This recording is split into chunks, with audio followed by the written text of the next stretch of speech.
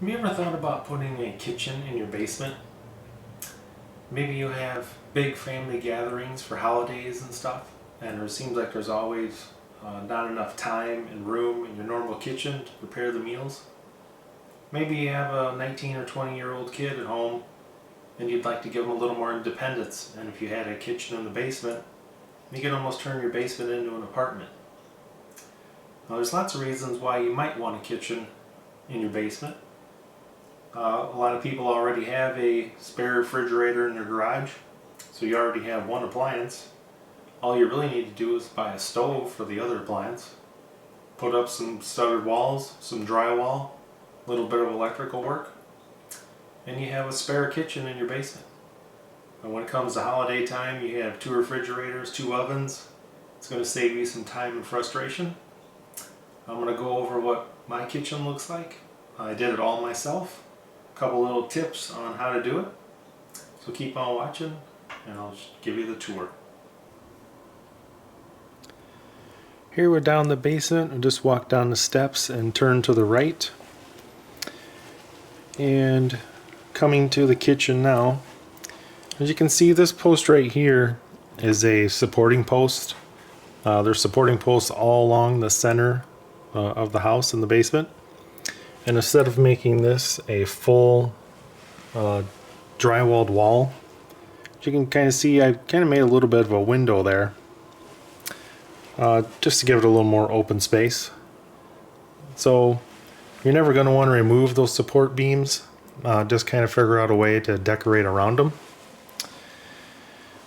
And now we're walking into the kitchen, and I'll give you a little bit of a kind of a span tour here.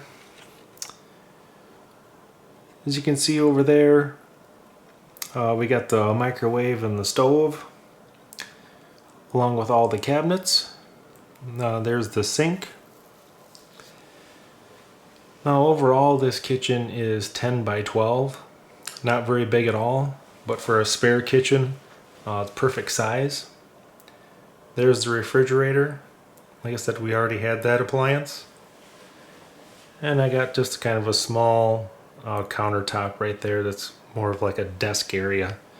As you can see under there, you can actually put a chair underneath that. And then is the floor. That is just some wood flooring that Home Depot had on a special deal. They had a huge pallet of it that was a super low price. And basically I bought it because of price, ease to lay it down, simplicity, and the looks. I'm not sure that it's the best idea to put a wood floor in the basement, but we'll see. Ceramic tile is probably your best option, but it's probably about 3 times the cost of what this wood was. And if I wouldn't have found it on such a good deal, I probably would have went with the ceramic tile. So as you walk in here, there's kind of a little bit of a U shape here on the end. And got a little espresso machine there. That's kind of the coffee corner. Kind of with a hidden garbage can underneath there. And everything here was bought new. All the cabinets, the countertops I actually made. And all the appliances were bought new. The sink I got for free.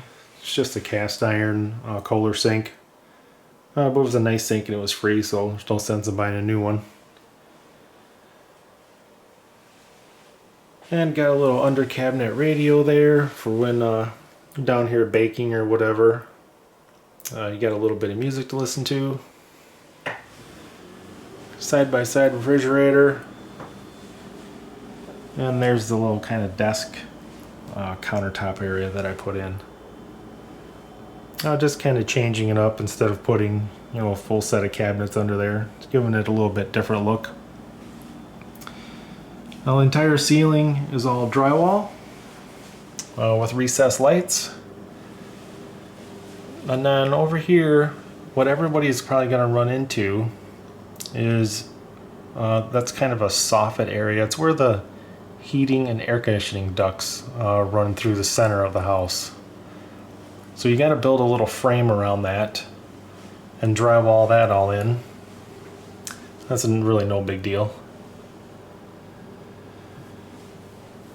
So basically all you're doing is studding up some walls, running your electrical wiring, hanging up some drywall, and it's really no different than any other room, except for how you're going to get your plumbing and wiring behind that wall there that's going to be in the back side closest to the concrete outer wall of the basement.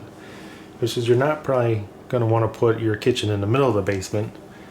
You're going to want to put it towards one of the sides.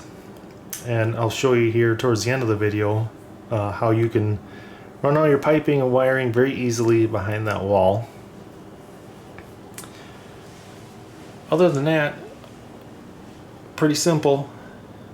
Just a little bit of expense. Like I said before, this is about a 10 by 12. Everything was bought new. Everything was done by myself. Total cost was about $6,300. But when you have a lot of people over for the holiday get-togethers, it is so much easier to cook with 2 stoves and all the extra stuff that you have to buy for groceries, to have the 2 refrigerators. It's a really great idea, as long as you want to do it yourself. If you have to pay someone, it's probably going to cost you almost double. But now that it's done, I can give you a couple little tips on what I would do different. I would probably do ceramic tile on the floor. And one thing you're going to want to do is the bare concrete, you're going to want to coat that with Drylok. Drylok is a masonry waterproofer concrete sealer. That's going to keep the dampness out of the basement. It's about $125 per 5 gallons. It's well worth the investment. You're going to want to coat the walls and the floor before you stud up any walls or do anything like that. So now I'll take you behind that kitchen wall and show you how you're going to run all your piping and electrical wiring.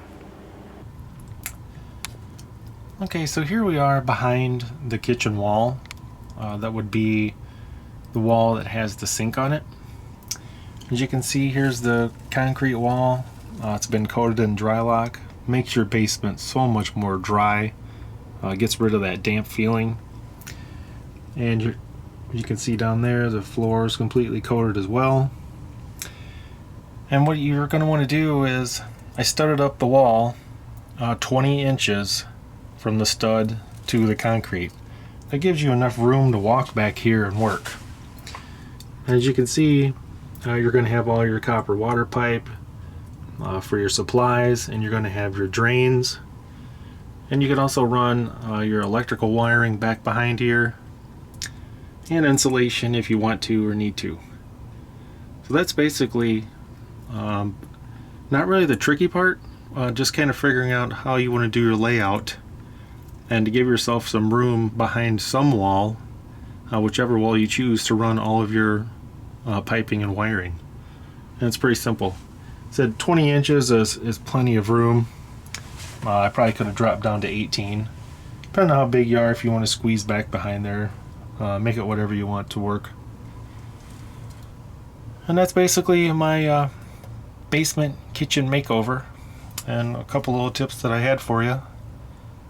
Other than that, if you guys are do-it-yourselfer, I hope you tackle your own project. And thanks for watching the video.